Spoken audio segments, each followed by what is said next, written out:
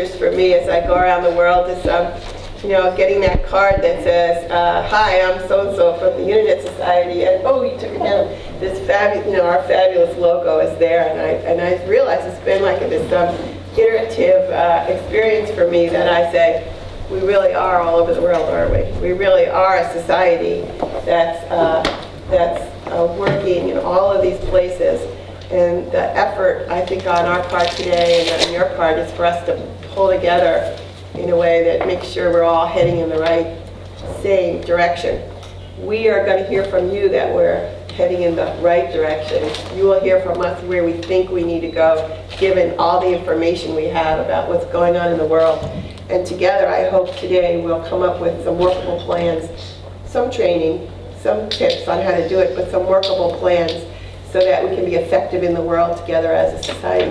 I think it's pretty darn cool when I look at this list of people and everyone says the Internet Society of, the Internet Society. This is very, very startling to me, and I think very important to understand just how widespread we all are in the Internet Society. I wanted to just do a couple of opening remarks, and then we'll get back to this workshop itself. First, I think the effort here at our new platform on Connect has been a good one, and I'd like to hear more input on that over the next couple of days, but at least from where I sit, and I've sat all over the world, and I'm able to get on and listen and hear on that platform, which I think has lots of opportunities for expansion. So that it allows us to set up some rooms, we can have different conversations, and we can bring all of us, different pieces of us, into any particular conversation. So our chapters, you all are groups of volunteers who come together for, in some cases, very specific reasons in your chapter.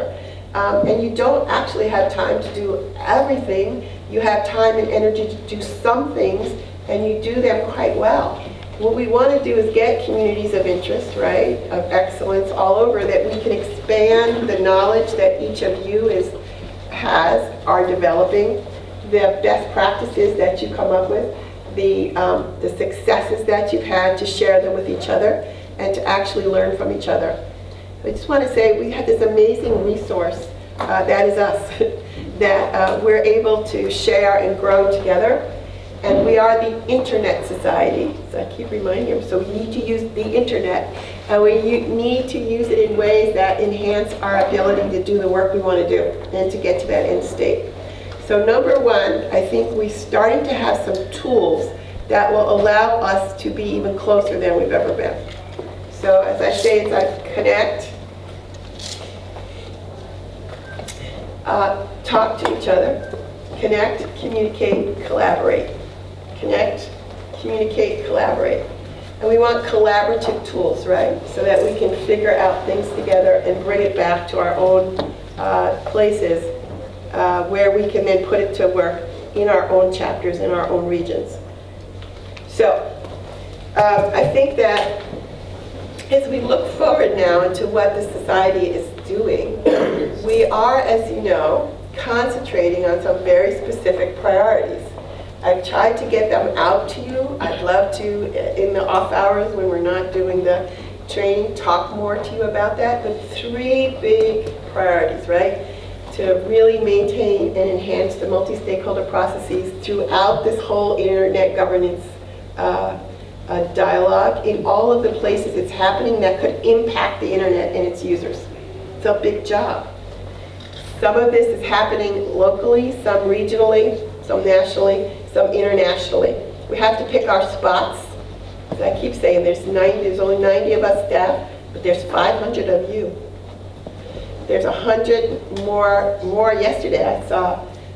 We have more chapters coming online.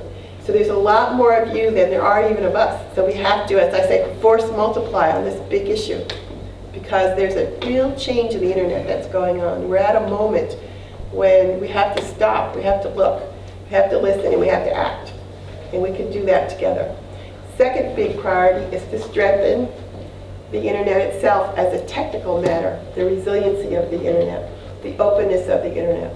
We've had some We've had some knocks to the ecosystem this last year with the kind of monitoring that's going on, with some of the actions of governments in just shutting the internet down, and some of the things that are happening with people who are attempting to use the internet to speak to each other, who are just being dragged away.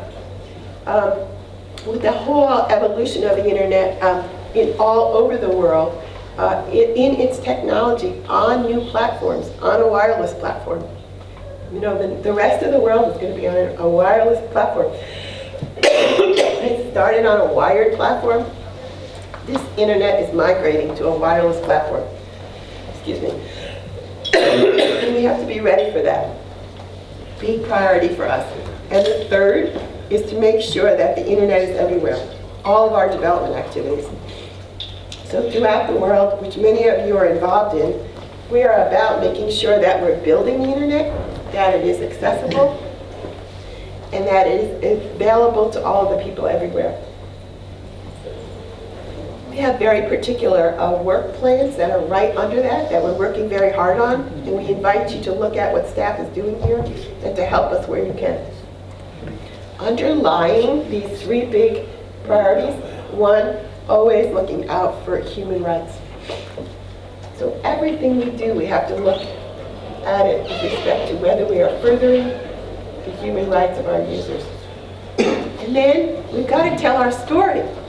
We've got to be able to say why what we're doing is important. We have to be able to influence those influencers who affect the state of the internet. And that's what today's about.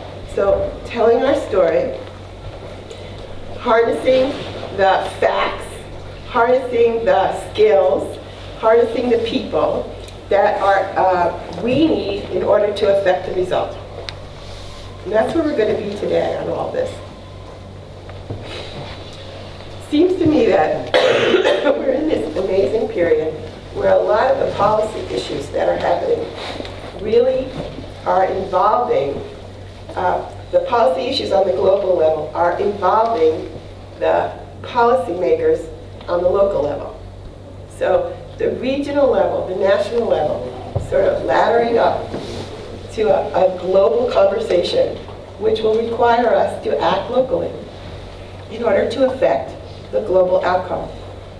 We need to therefore figure out how to do that amongst and between ourselves, what role we can all play legitimately, what each of our places allow us to do in terms of time, how we divvy up the work, and how we can all head in the same direction. I'm going to stop now. Any pushback on any of that before I go on? Yeah, please. Hi, I'm Catherine. I'm Adam Levine from South Africa. Nice to see you, Adam Levine from South Africa. So I've been involved in internet governance for about 12 years now. Do we have that traveling mic? Where is that?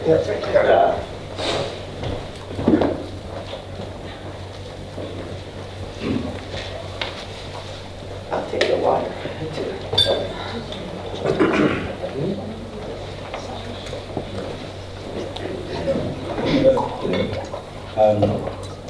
So if I can just repeat what I heard there. What I heard there, from what I understood, is that there's internet governance happening at a global level, and we need to work out ways of implementing that at a local level.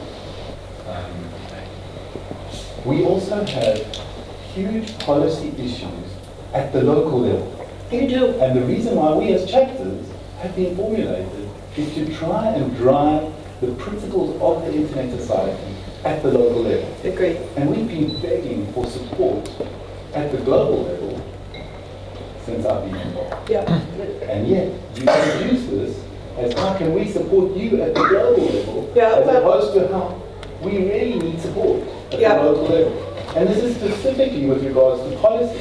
I mean, in South Africa, I was in Parliament for 10 years trying to fight telecommunications monopoly. We got freedom in telecommunications.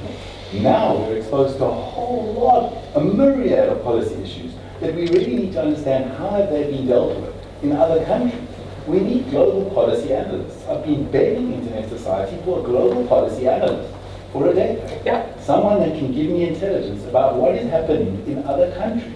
Perfect. We struggle to get a local policy analyst, never mind access to a global policy analyst. You know, we've got magnificent regional bureaus that come out and arrange wonderful meetings.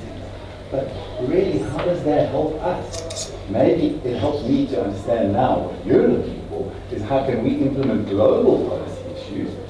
But in South Africa, it's much more local issues that are made more pressing to us. So can I respond? Because I think you're totally right. And if I came, look, where you stand is sometimes where you sit, right? So I'm sitting here at this level, you're sitting there at that level, and that's exactly right. We have to find a way to talk to each other so we help each other. So I'm totally fine with you. By the way, I think these issues are so interrelated that I speak from my perspective, you speak from yours, but we're really talking about the same thing in many ways. Because we have to have a set of principles that then become enacted, that we work locally, regionally, nationally, globally. Bottom up, top down. By the way, this is all bottom up. Even at the global level, I will concede with you, this is a group of individual regional needs, national needs, coming together to actually now have a global conversation, which is quite fractured.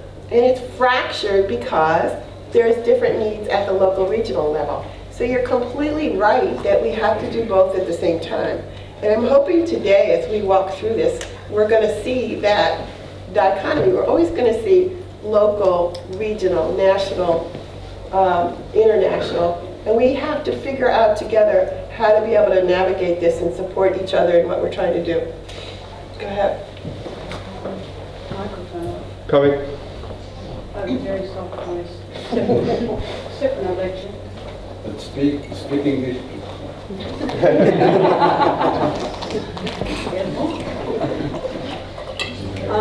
As a direct response to what the question was, I'd like to recall a process I was involved in where there was an ISOC policy paper that was developed, and there were a few people who were actually involved with a little bit of expertise to be involved in that, to be involved in those discussions. And we came up with something that I think was a really interesting and would meet this gentleman's need for something on, you're talking about telecommunications policy, probably too big a topic. I'll lecture on it, I can talk to you later.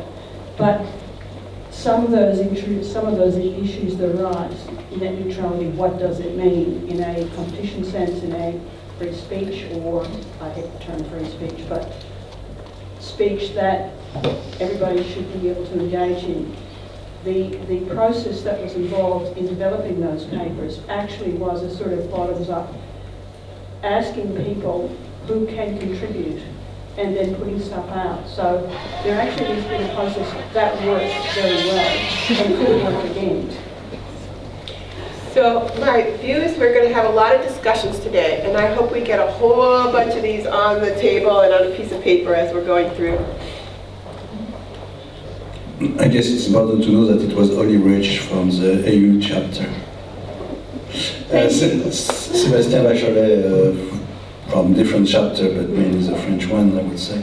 I have two points regarding your presentation, and maybe it's my understanding of English who put me in trouble, but first of all, when you talk about region, you are in US you have region before you have the country. In some other places in this world, the region, it's for example Europe. Then the way you put the word region could be different in different regions. And we have to take care of what we want to achieve. Because we need, I think, a coordination at the regional level. That's mean at the continental level or whatever. In ICANN we have 5 regions and we call that region. And it's one problem. And I hope that in the future we will come back to some coordination by the chapter within the region and not just by staff. I love That's that. for me very important point. We need to get back to something different. We need to take the input of the chapter. That came to my second point, because once again, maybe it's my understanding, but I heard you saying that you, as chapter member, you need to help staff. I'm sorry. Staff need to help us. Staff need to help us to do what Alan we're asking for, to give more information about what's happening in other parts of the world. We need to have the help of the staff to grow, to have a better chapter, to have better engagement, to have, and so on and so forth. And it's very important the way we talk amongst us. Staff is one part, our member it's another part, but we are a member of the same society. Thank you. Good. So I think that we have not gone around the room and said who we all are, which I want to take my time to do that, if you don't mind. I think one of the ways we make sure we're all individuals is to be individuals. So perhaps we should just say hello to fast, just where you're from, who you are. Okay, I actually want to